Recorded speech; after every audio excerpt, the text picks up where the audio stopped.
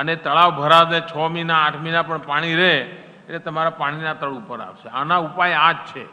બીજું આપણે નક્કી કર્યું હતું ગામનું પાણી ગામમાં, સીમનું પાણી સીમમાં.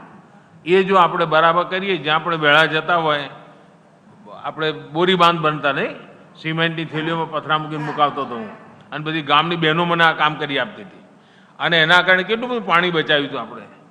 અને એ જ રીતે મને સૌથી વધારે હું બનાસકાંઠાના ખેડૂતોને એટલા માટે અભિનંદન કરીશ. ડ્રીપ ઇરિગેશનમાં, ટપક સિંચાઈમાં ગુજરાતમાં પહેલો નંબર આવી ગયા. એના કારણે એટલો બધો લાભ થયો.